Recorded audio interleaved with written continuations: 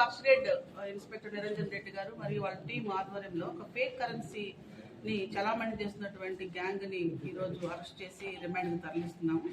దీనిలో భాగంగా ఏంటంటే జనవరి 7వ తారీఖున ఉదయం 5:45 కుమ్మరవాండ్లపల్లి మార్కెట్ యార్డులో ముదిగుబ్బ ప్రాంతానికి చెందినటువంటి జెండేపల్లి నాగేశ్వర అనే వ్యక్తి 2 పొట్టేడని 2 యువకులకి అమ్మడం జరిగింది.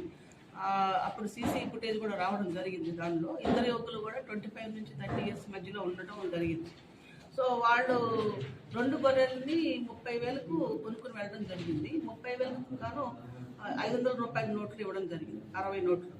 సో ఈ తర్వాత వాళ్ళు ఇంటికి వెళ్ళిపోయిన తర్వాత వాళ్ళు వెరిఫై చేసుకుని పక్క వాళ్ళు చెప్పిన దాని ప్రకారం చూసుకుంటే అవి నకిలీ నోట్లు అని చెప్పి వాళ్ళకి అనుమానం రావడంతో దాన్ని నిర్ధారణ చేసుకున్న తర్వాత పోలీస్ స్టేషన్కి వచ్చి కంప్లైంట్ ఇవ్వడం జరిగింది అదే రోజు. దానిపైన మనం అప్పటి నుంచి కూడా ఒక స్పెషల్ టీంని పెట్టడం జరిగింది ఈ కేసు డిటెక్ట్ చేయడం కోసం. ప్రత్యేకంగా టెక్నికల్ టీము అండ్ సర్వేలెన్స్ టీంని దీంట్లో పెట్టుకొని ఇన్స్పెక్టర్ నిరంజన్ రెడ్డి గారి ఆధ్వర్యంలో దీనిపైన వర్కౌట్ చేసి బాగేపల్లికి చెందినటువంటి వాళ్ళు 4 ముద్దాయిలు కూడా వీళ్ళు ఈ బిజినెస్ని వీళ్ళు చేస్తున్నారు. వీళ్ళు తమ దగ్గర ఉన్న ఒరిజినల్ నోట్లని ఒక వ్యక్తికి ఇచ్చి అతని దగ్గర నుంచి ఫేక్ నోట్లు తీసుకోవడం జరిగింది. సుమారు 2 లక్షల రూపాయలు ఇచ్చి 6 లక్షల రూపాయల వరకు తీసుకోవడం జరిగింది.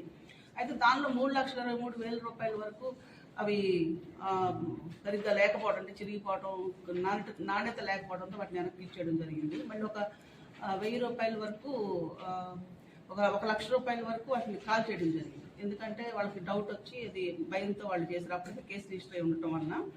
సో దీనిపైన వర్కౌట్ చేసి మనం సాంకేతిక పరిజ్ఞానం అంటే సీసీటీవీ ఫుటేజ్ అండ్ అదర్ సాంకేతిక పరిజ్ఞానం సహాయంతో వీళ్ళని ఈరోజు అరెస్ట్ చేసి రిమాండ్కి తరలిస్తున్నాం. మొత్తం కేసు రిజిస్టర్ అయిన రోజున 32,000 రూపాయలకు సంబంధించిన 500 రూపాయల నోట్లు మరియు వీళ్ళని విచారణ ఈ డిటెక్షన్లో 30,000 రూపాయలకు సంబంధించిన ఫేక్ నోట్స్, మొత్తం 62,000 రూపాయలకు సంబంధించి 500 రూపాయల నోట్లని ఫేక్ కరెన్సీని సీజ్ చేయడం జరిగింది. దీన్ని అంతా కూడా ఎఫ్ఎస్ఎల్కి పంపించడం జరుగుతుంది.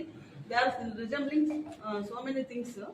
చాలా విషయాలు దీంట్లో మనకి వాటర్ ప్రూఫ్ కానీ, ఆ థ్రెడ్ కానీ, తర్వాత 500 అని చూడటం అన్నీ కూడా చూడడానికి చాలా సిమిలర్గా ఉన్నాయి.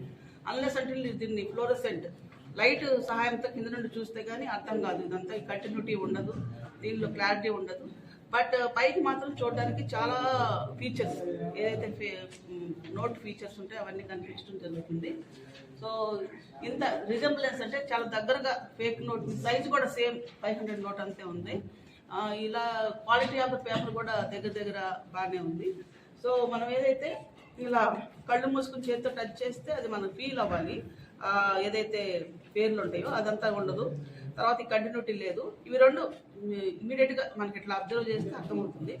సో వీటిని ఇప్పుడు మనం ఎఫ్ఎస్ఎల్కి పంపించడం జరుగుతుంది. ఫేక్ నోట్స్ అనేది వాళ్ళు నిర్ధారణ చేసి సర్టిఫికేట్ ఇవ్వడం జరుగుతుంది. తర్వాత ఫర్దర్గా వీళ్ళకి ఈ సోర్స్ ఎక్కడి నుంచి వచ్చింది అంటే 6 lakhs రూపీస్ ఒకరి దగ్గర తెచ్చుకున్నారు. అతనికి ఎక్కడి నుంచి వచ్చింది, ఆ వ్యక్తి ఎవరు అనేది ఇంకా మనకు విచారణలో రావాలి. ఫర్దర్ కోర్స్ ఆఫ్ యాక్షన్ కూడా కంటిన్యూ చేసి నెక్స్ట్ దీని సోర్స్ ఎక్కడి నుంచి నోట్స్ తయారవుతుంది అనేది కూడా మనం త్వరలో డిటెక్ట్ చేయడం జరుగుతుంది.